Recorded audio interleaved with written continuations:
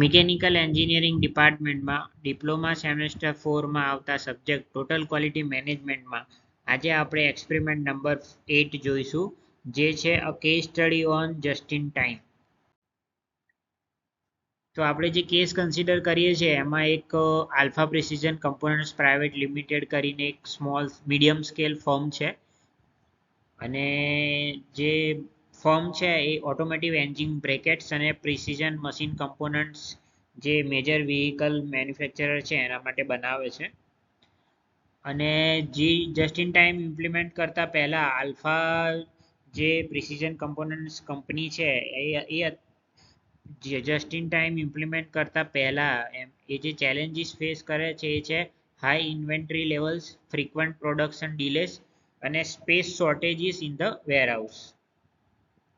So the management of the company decided કે આપણે જે આ પ્રોબ્લેમ આવે છે એનું સોલ્યુશન લાવવા માટે આપણે જસ્ટ ઇન ટાઈમ જે અપ્રોચ છે એ યુટિલાઇઝ કરીને જે ઓપરેશન્સ છે એને સ્ટ્રીમલાઇન કરીશું, વેસ્ટને રિડ્યુસ કરીશું અને જે ડિલિવરી પરફોર્મન્સ છે એને ઇમ્પ્રૂવ કરીશું.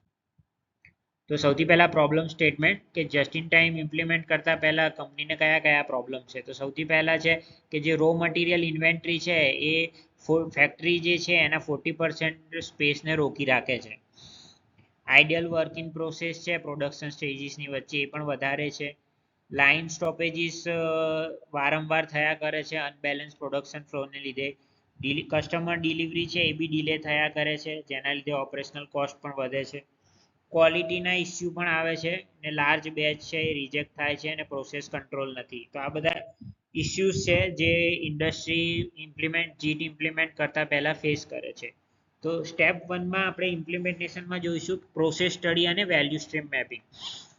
તો જે પ્રોડક્શન પ્રોસેસ છે એને એનાલાઇઝ કરવા માટે વેલ્યુ સ્ટ્રીમ મેપિંગનું યુઝ કર્યું હતું. વેલ્યુ સ્ટ્રીમ મેપિંગ કેવું છે કે મટીરિયલ જે તમારું છે, તમારું જે ઇન્ડસ્ટ્રીનો શોપ ફ્લોર છે એમાં એક જગ્યાએથી બીજી જગ્યાએ મટીરિયલ કઈ ડાયરેક્શનમાં, કયા પ્લેસથી કઈ રીતે, કઈ ક્વોન્ટિટીમાં જશે એ બધું વેલ્યુ સ્ટ્રીમ મેપિંગમાં આપણે ડ્રો કરીને જોઈ શકીએ છીએ. તો કંપનીએ વેલ્યુ સ્ટ્રીમ મેપિંગ પહેલાં એનાલાઇઝ કરવા માટે ડ્રો કર્યું.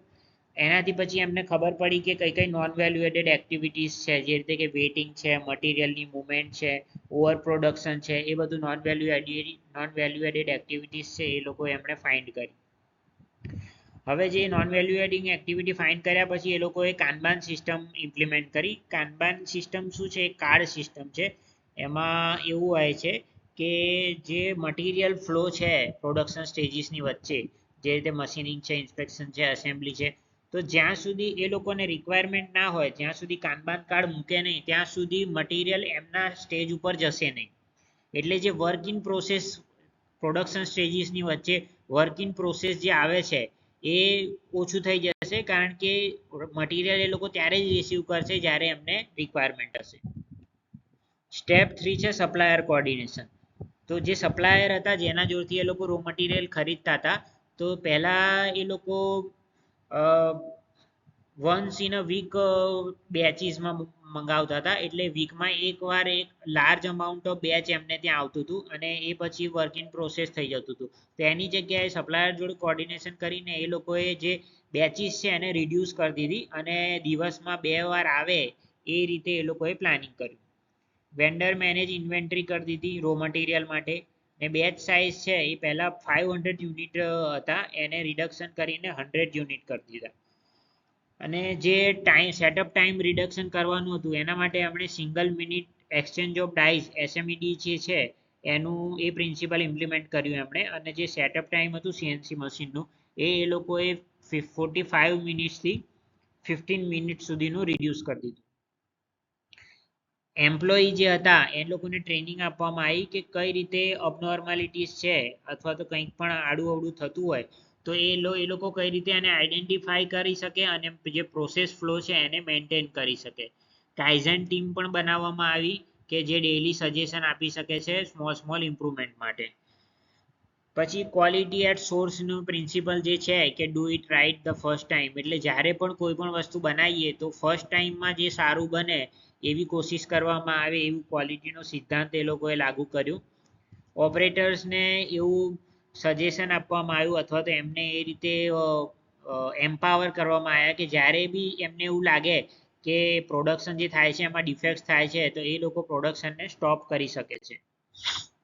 હવે 6 મહિનાનો ડેટા કલેક્ટ કરવામાં આવ્યો જસ્ટ ઇન ટાઈમ ઇમ્પ્લિમેન્ટ કર્યા પછી.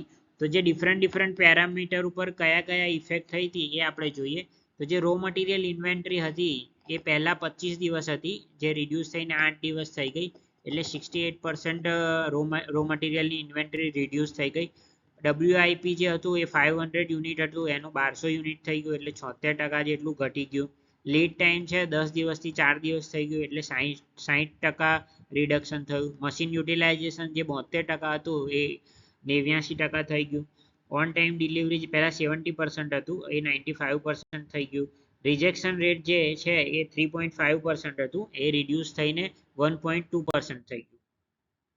તો જસ્ટ ઇન ટાઈમ ફિલોસોફી જે આપણે જે કેસ સ્ટડી જોઈ જે કેસ ઓર્ગેનાઇઝેશનમાં ઇમ્પ્રૂવ કરી છે એમના માટે બહુ સારા એવા બેનિફિટ્સ એમને મળ્યા જસ્ટ ઇન ટાઈમ ઇમ્પ્લિમેન્ટ કરીને. તો જે વેસ્ટ એલિમિનેશન છે, પ્રોસેસ કંટ્રોલ છે અને જે પ્રોડક્શન ફ્લો છે એને કંટ્રોલ કરીને જે કંપની છે એણે હાયર પ્રોડક્ટિવિટી, લોઅર કોસ્ટ અને ઇમ્પ્રૂવ ક્વોલિટીના રિઝલ્ટ સારી રીતે અચીવ કર્યા. ઇનિશિયલ સ્ટેજ પર થોડા ચેલેન્જીસ આવ્યા હતા, જે રીતે કન્સિસ્ટન્ટ ટ્રેનિંગ આપવી પડે, સપ્લાયરને કોર્ડિનેટ કઈ રીતે કરવા, ટોપ મેનેજમેન્ટને કન્વિન્સ કઈ રીતે કરવા કે જસ્ટ ઇન ટાઈમથી બેનિફિટ્સ થશે, એ જે છે એ ઇનિશિયલ સ્ટેજીસ ઉપર આવેલા ચેલેન્જીસ છે. પણ જે રીતે તમે જોઈ શકો છો કે આ કેસમાં જ્યારે ટોપ મેનેજમેન્ટનું સપોર્ટ હોય અને પ્રોપર વેમાં કરવામાં આવે તો જે મીડિયમ સ્કેલ ઇન્ડસ્ટ્રીઝ છે એ પણ જસ્ટ ઇન ટાઈમ જે પ્રિન્સિપલ છે એનું ઇમ્પ્લિમેન્ટેશન કરીને સારી એવી રીતે બેનિફિટ્સ લઈ શકે છે, એનું એમ્પ્લોયી ઇન્વોલ્વમેન્ટ વધારી શકે છે અને ઓર્ગેનાઇઝેશનમાં જ કન્ટિન્યુઅસ ઇમ્પ્રુવમેન્ટનું કલ્ચર લાગુ કરી શકે છે.